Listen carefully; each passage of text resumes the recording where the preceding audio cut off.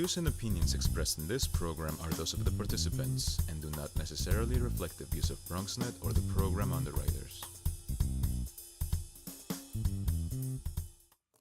All right, coming up on this edition of Today's Verdict, participating in a sport for your college or university is a wonderful experience.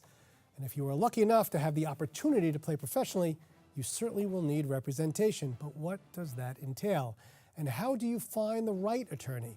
On this week's show, we level your playing field. Next, what do you do when you purchase or lease a car and realize you may have a lemon on your hand? Well, our expert on set will make sure you know the warranties that come with that new or used car. And medical marijuana is legal and being prescribed every day, but don't think that it's so easy to obtain. Tonight, we set you straight with an attorney who specializes in the field. As you can see, we have much to get to, so stay tuned. Today's Verdict starts right now.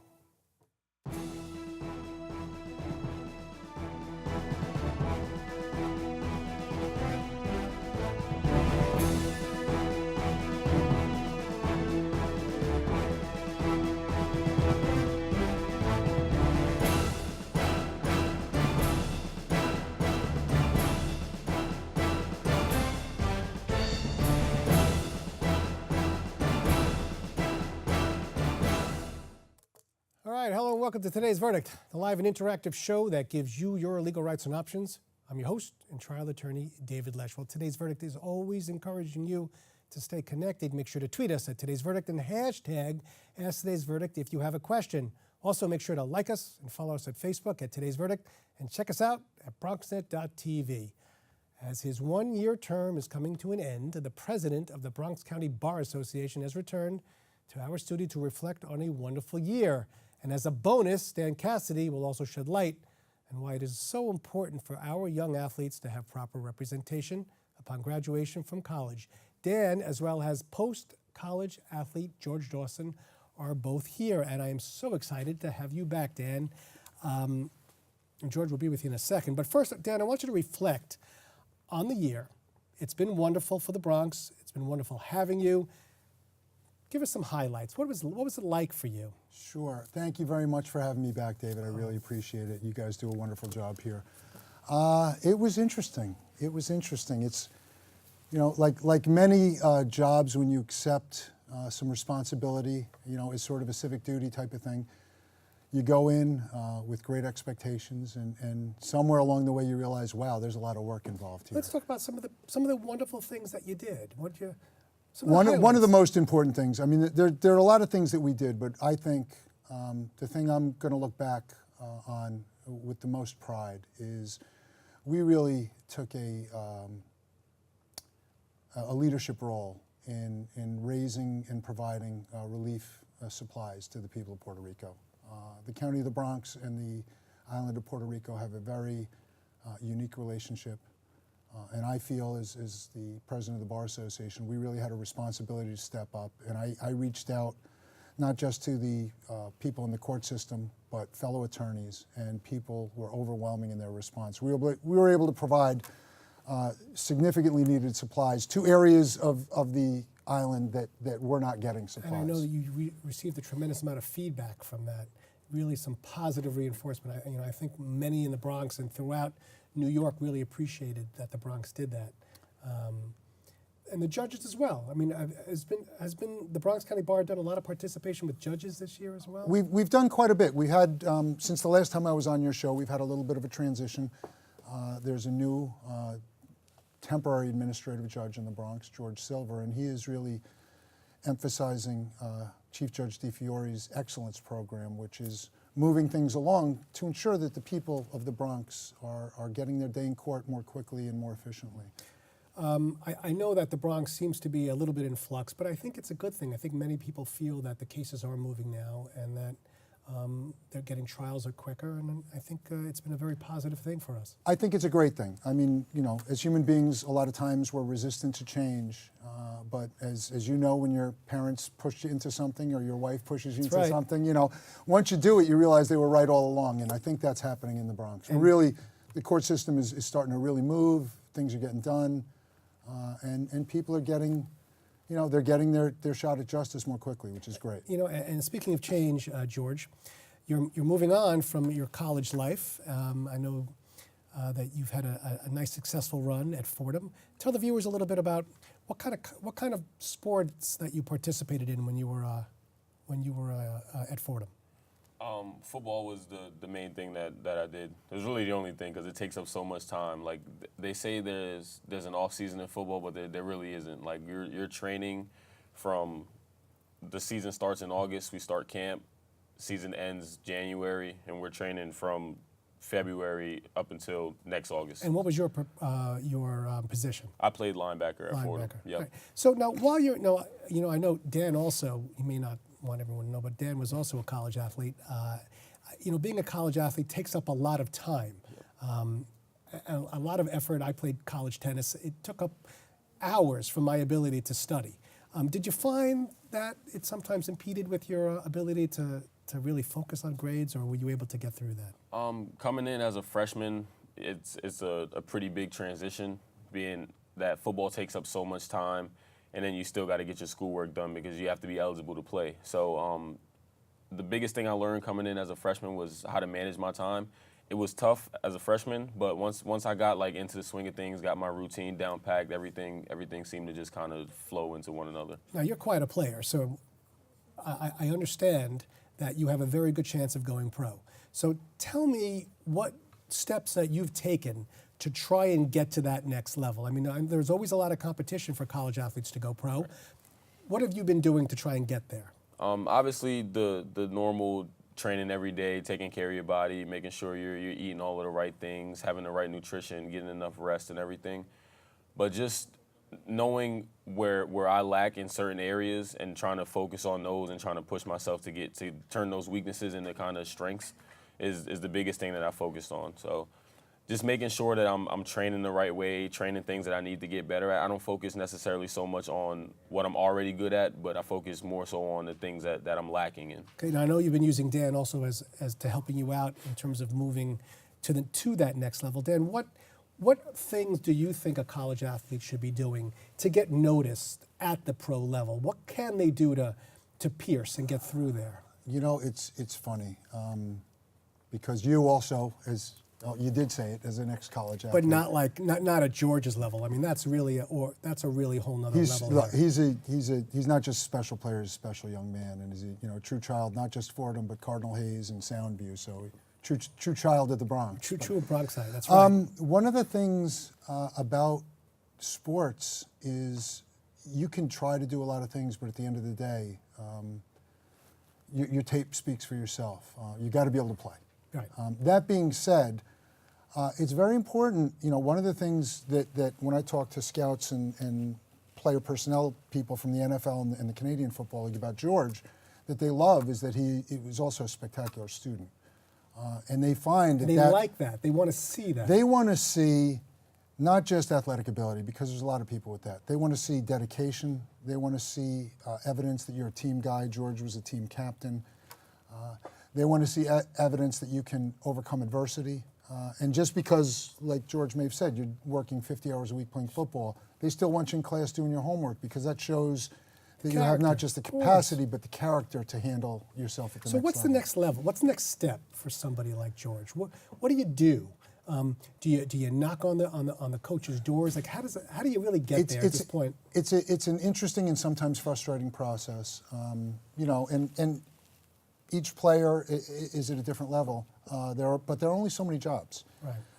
And one of the things that George and I did last year is we sent him to something called the Spring League, which was a new thing that people may have heard of. Johnny Manziel played in it this year, so it got a lot of attention. And you could say luckily, or you could say based upon his skill and hard work, George had a spectacular second game, had an interception, bunch of tackles. So that film, I was actually on the phone with the Montreal Alouettes yesterday about George, and that film just got released to the CFL yesterday. So we're sort of waiting by the phone at this point, waiting to hear from the CFL, and then the NFL camps open in July, and we'll see what happens. And he's working hard. And your folks, are they proud of you?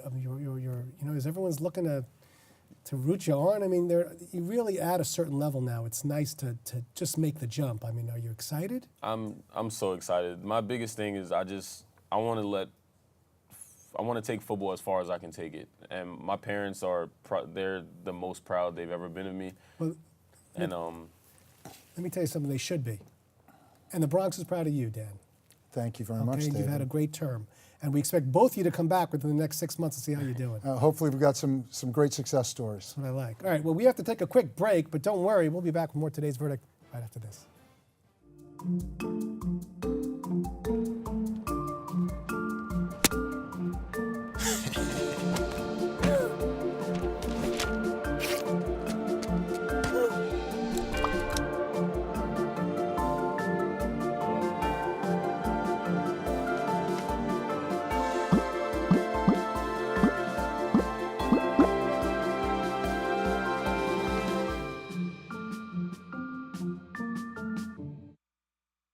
How can I help my daughter with her reading? Searching for help with Dawson reading. No. Let me try. Sarah's bright, but when she's reading, she has trouble sounding out words. Playing world music. What? I give up.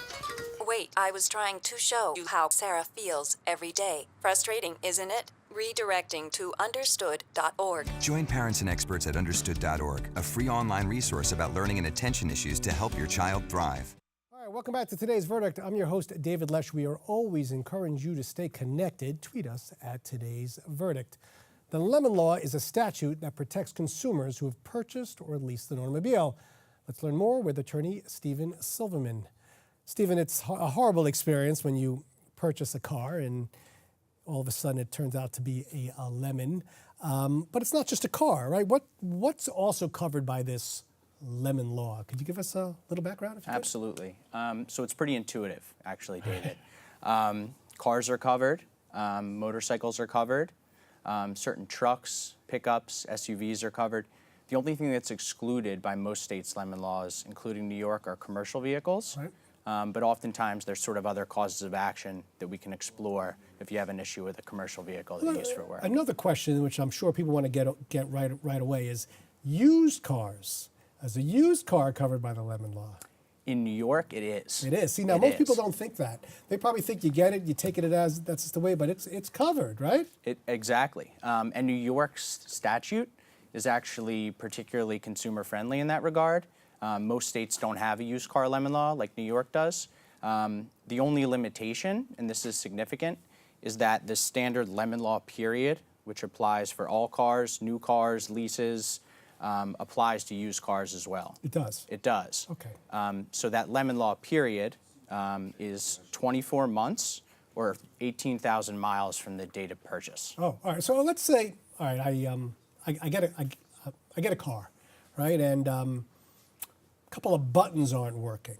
I would assume that not everything that's malfunctioning is covered by this lemon law. Am I? That's absolutely right. All right. So there's a couple pertinent things there. The first is that the lemon law only covers what's called a substantial nonconformity. There's also another limitation with regards to the amount of days that it's been in the shop or the amount of times that it's been in for service.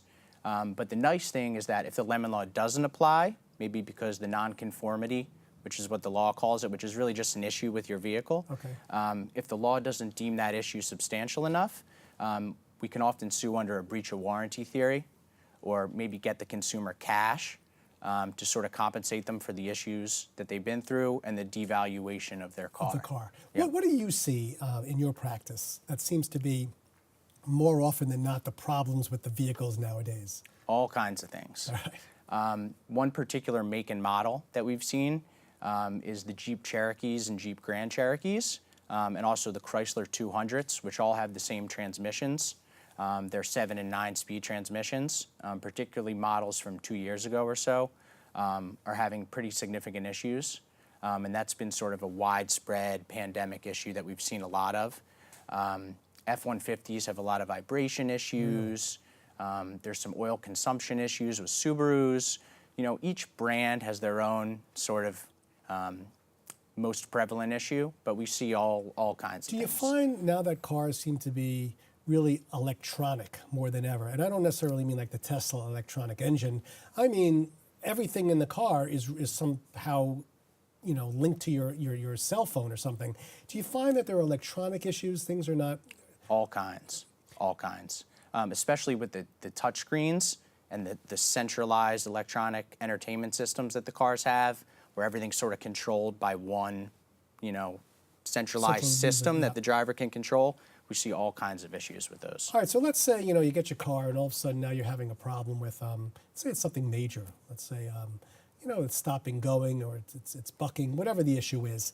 You bring it to whom? Do you bring it back to, let's say it's a new car. Do you bring it back to the dealer and say, I'm giving you your 1 out of your 4 shots to fix it? Do you bring it to your friend down the block? How does that work, really? You should almost always bring it to an authorized dealer or a mechanic authorized by that manufacturer.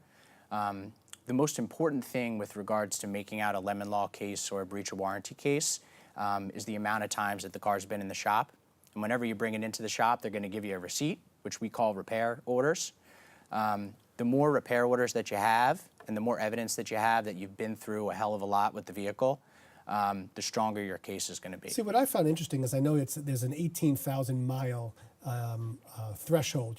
If you go 18,000 miles, but who's driving their car 18,000 miles with all these issues with the car? It seems that what would really come up more often than not is the 4 different attempts to fix the car within the 24 months. Am I correct on that? Yes. So the way it works is the vehicle has to be in the shop at least 4 times or in the shop for 30 days total for any issue within the first 24 months or 18,000 miles. All right, so let's say you're having this particular issue and you're bringing it to the dealer and he keeps giving or she keeps giving it back to you and you get back on the road and it happens again. Do they shift the blame to you? I mean, what's usually happening to prevent them from giving you that new car? Because that's going to happen at some point. You're going to say, take the car and keep it. I want another one. Absolutely. And that's why it's so important that consumers get representation with regards to these issues because, the dealers are incentivized to keep the cars on the road. They don't want to buy back the car. Sometimes they make oral promises. It's really hard to enforce that promise without representation. But sometimes the issues are just so deeply rooted in the vehicle that they can't be fixed. What tips would you give to someone who's watching right now? They got themselves a lemon, whether that's a motorcycle lemon or something, it's just not working properly. What would you tell them to do? Whether it's one issue, whether it's an issue that you perceive as minor, we always advise that you take it back into the shop, get a repair invoice, keep your repair invoices, and give us a call. Our number is 1-800-LEMON-LAW, and our website is www.lemonlaw.com, which is both pretty straightforward. It's great. Because, there's often all kinds of avenues that we can explore to make things right. Because nobody wants to be driving around with a bad car. And I had mentioned this before, I'm just kind of curious, it's just my own curiosity. The Teslas, it seems like you plug them in.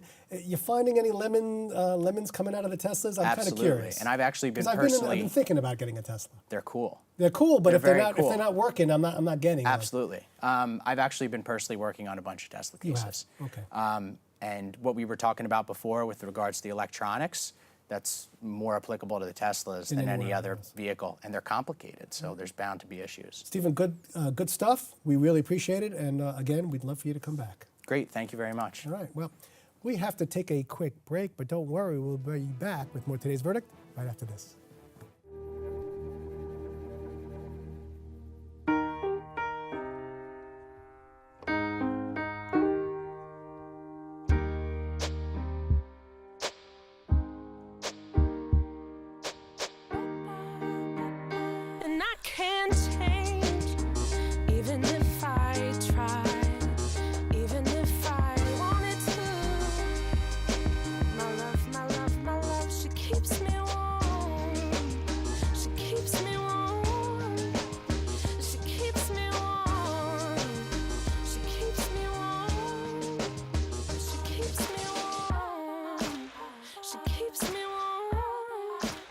We are neighbors and best friends. I love my sister.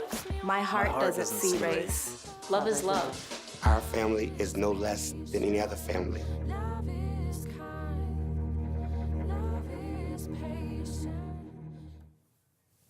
All right, welcome back to Today's Verdict. I'm your host, David Lesch. We are always encouraging you to stay connected. Tweet us at Today's Verdict.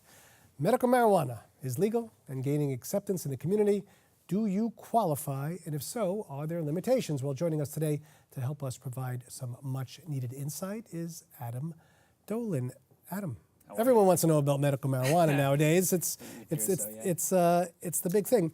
Why don't you take us a little bit through the history of medical marijuana? It didn't just show up on the scene last week. No. So medical marijuana first kind of gained traction, first became legalized in California about 22 years ago now, right around 1996. And since that time, states have slowly been legalizing medical marijuana mainly, to the point that today, I believe there's 29 states that have legalized medical marijuana throughout the country. And then there are an additional 9 states that have legalized both medical and recreational marijuana. California just legalized recreational marijuana January 2018. Wow. Yeah. But it's always been the same. The federal government isn't so high on it, pardon the pun, and yet you have the states, which seems to have their own positions on it. The more liberal states are moving along. New York gets on board, but do you think we're kind of early to the game, late to the game, somewhere in the middle? I think we're probably somewhere in the middle. And really at this point, there's still 20 states or 21 states that still have not legalized medical marijuana. Obviously, at the federal level, as you mentioned, marijuana is still classified as a Schedule I substance. So according to the federal government, it has no recognized medical use. So people always talk about, can I get a prescription for medical marijuana?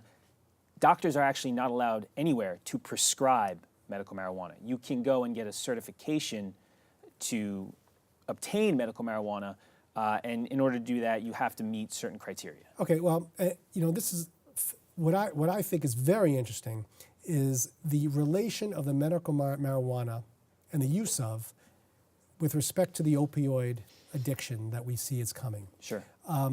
Both opioids and marijuana are supposed to ease your pain, right? And that's the whole point of the opiates and the marijuana. Do you feel that, or do you believe that maybe we're moving as a society away from the opioids and closer and closer to marijuana all the time for medical ailments, or no?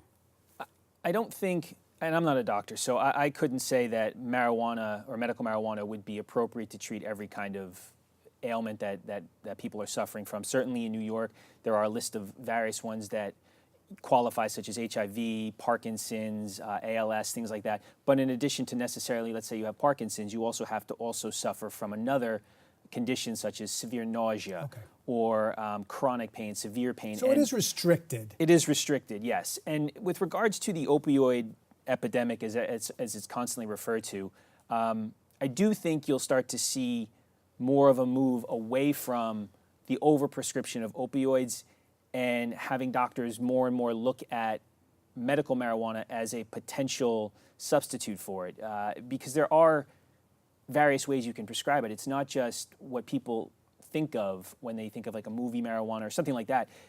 There's a science behind it, between whether it's the THC levels or the CBD levels, things like that. Well, let's take the viewers to a doctor's office. Okay, so we're there. We have one of those particular conditions, whether it's HIV, AIDS, Parkinson's, and we're looking for relief. Right. How does it work? Does this doctor have to be certified in it? Sure. Does the doctor take a class? I mean, how does a doctor even know? So in New York, for doctors who are looking to become certified, there is a course you have to take. The New York State Department of Health, under their Compassionate Care Act, which is their medical marijuana program here in New York, lists out the course or courses a doctor would have to take to become certified. And then once they're certified, our position, at least at my firm, if you're going to advise a doctor, I want to become certified to potentially recommend this, you want to make sure that you've taken steps and you're diligent when you're meeting with these potential patients, excuse me, that they're aware of all the things that go into the use of medical marijuana. And so you want to make sure that you explain to them there are potential side effects.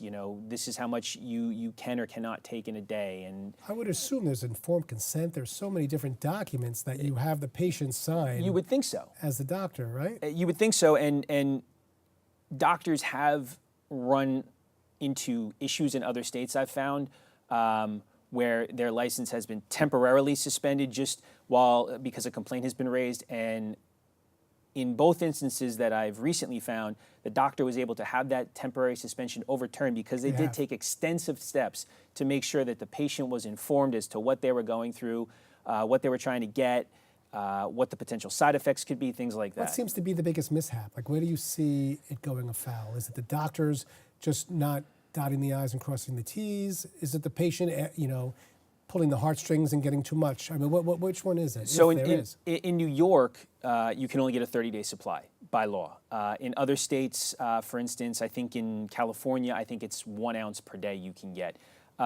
Certain doctors have run afoul because in the state they were practicing, the state requires you to have a patient-physician relationship before you can recommend that patient use medical marijuana to handle a specific condition, and the doctor just didn't do it. Wow. He didn't have a patient-physician relationship. He never reviewed their medical records. He doesn't know what their medical history is, and then they've run afoul of it. And how do they get even investigated? Like, how does it start?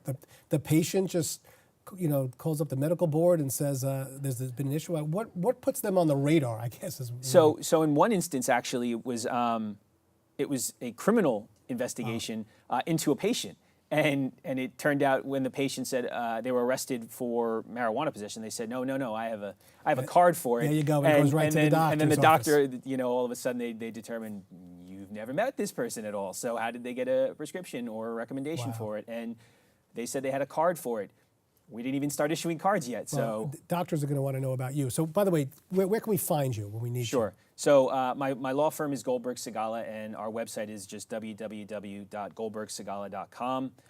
My email is just my name, Dolan, and Dolan, @goldbergsegalla.com. And my phone number is 914-798-5400. All right. Now, there's a viewer watching right now in pain, massive pain, sure. And thinks they may or may not qualify. What would you tell them to do at this point? The first thing you want to make sure is obviously that if you're going to go see a doctor, they are one of the recommended doctors. They're one of the doctors that have been certified. So you can go onto the New York State Department of Health, their Compassionate Care Program page, and it will list for you the physicians that have been certified. You'll go and meet with that doctor, and if that doctor believes that you have the specific condition, they'll issue you a certification card, and at that point you'll then have to go to a registered organization, and they have a number of hoops that they have to jump through in order to be able to dispense the medical marijuana as well. Well, I can tell you, out of all the topics that we've had, this is one of the most widely requested by a lot of our viewers. We've gotten emails on it. Sure. And again, because of the way I see the opioids are going, I think this might be a safer way to go. It's a massive area of the law, and eventually it's going to touch on everything. You're going to see it, everything from corporate law, international law, everything. Good stuff, Adam. Absolutely. You'll come back? Absolutely. All right, thank you. Absolutely, Dave. Well, that's all the time we have for today. I'd like to thank our guests for joining us, and of course you, the viewers, for watching. If you missed any part of today's show, be sure to check it out at www.bronxnet.tv. Also remember, if there is a legal issue or topic you'd like to see on a future edition of Today's Verdict, feel free to contact me at davidlesch@bronxnet.org or tweet us at Today's Verdict, and make sure to hashtag Ask Today's Verdict if you have a question. Remember, know the law, reach your verdict. We'll see you next time.